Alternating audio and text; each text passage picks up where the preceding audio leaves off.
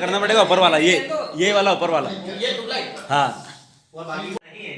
और उन्होंने वह आचार्य पद को जो है लेने से इनकार कर दिया जब 1986 में आचार्य श्री इंदौर गवर्नमेंट की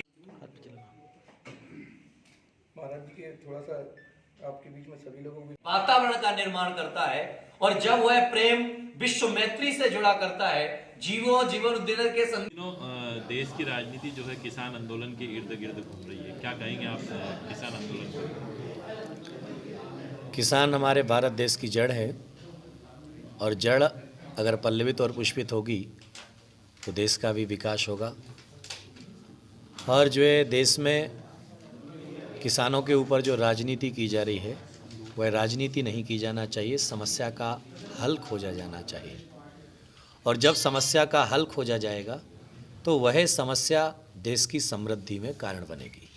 आज अगर किसी की कोई पीड़ा है तो उस पीड़ा का शमन करना सरकार का ध्येय होना चाहिए, ना कि सिर्फ उसके ऊपर जो है दूसरे तत्वों के द्वारा जो है राजनीति की जाना चाहिए।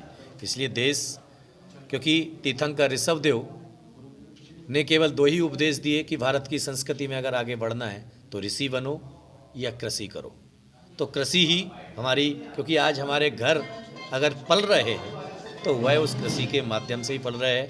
और भारत देश आज सुरक्षित है तो उसके पीछे जो है किसान का महत्वपूर्ण स्थान है, क्योंकि आज 70% भारत की आबादी उस क्षेत्र में है। क्योंकि आज जो है 30% जनसंख्या वाला क्षेत्र है लेकिन 70% जो है किसानी क्षेत्र है।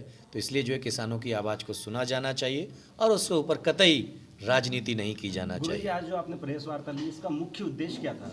बस मुख्य उद्देश्य केवल यही था कि मैं पुष्पगिरी चल करके पहुंचा हूं और जो है पूज्य गुरुदेव की महिमा को बयान करना, क्योंकि गुरु की महिमा ही जिंदगी में आगे बढ़ाने में कारण बनती है।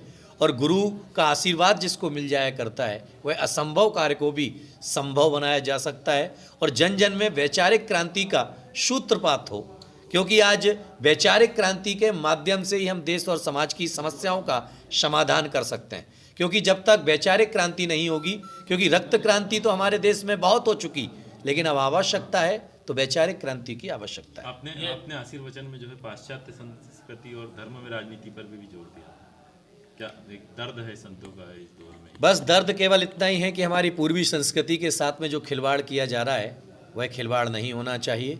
क्योंकि चाहे वैलेंटाइन हो, चाहे जो है अपना जो है फ्रेंडशिप डे हो, आजकल डे को महत्व ज़्यादा दिया जा रहा है। जो महत्व होली, दिवाली, दशहरा को दिया जाता था, आजकल वो महत्व डे को दिया जा रहा है। और इसी तरह से डे को महत्व दिया जाता रहा तो पुराने हमारे त्यौहार शून्य हो जाएंगे। जो चरण छूने की पद्धति है वह खत्म हो जाएगी। जो हमारे आपस में प्रेम के संबंध हैं वह टूट जाएंगे। केवल रिश्तों में केवल स्वार्थ रह जाएगा, और जब स्वस्थों में स्वार्थ रह जाएगा तो फिर ये संस्कृति, संस्कार और हमारा घर जीते जी नर्क बन जाएगा। पूरे विश्व में भयानक महामारी ने जो जन्म लिया है कोरोना के रूप में, किस तरीके से उसको देखते हैं? क्या संदेश है कोरोना के बारे में?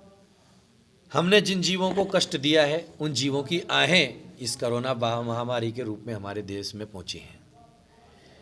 क्योंकि जिन निरीह पशुओं का हर रोज कत्ल खाने में बलि दी जाती है, उन्हें काटा जाता है, तो उनकी आहें जब एकत्रित होती है तो इस तरह की बीमारियां पैदा हुआ करती हैं। इसलिए आज हमारे संपूर्ण भारत देश को ये साक्ष्य मान लेना चाहिए, इस बात के ऊपर गौर कर लेना चाहिए कि हम पूर्वी संस्कृति को अपना करके जिए, जिससे जो है आगे आने वाले दिनों में ये कोरोना महामारी जैसी बीमारियां ना हो। क्योंकि जब हम भारतीय संस्कृति को अपना करके जिएंगे तो फिर हम मुंह पर पट्टी भी लगा करके रखेंगे, हम हाथ धो करके सारे कार्य करेंगे, और हम जो है पीने में भी जो है वही गर्म पानी का उपयोग करेंगे, तो फिर सारी चीज़ों का समाधान अपने आप निकल जाता है। क्योंकि कोरोना महामारी कहती है कि तुमने पाश्चात्य संस्कृति में इतना जी लिया है, अब पूर्वी संस्कृति में जी लो तो तुम्हारी जिंदगी का उत्थान हो जाएगा। ठीक है।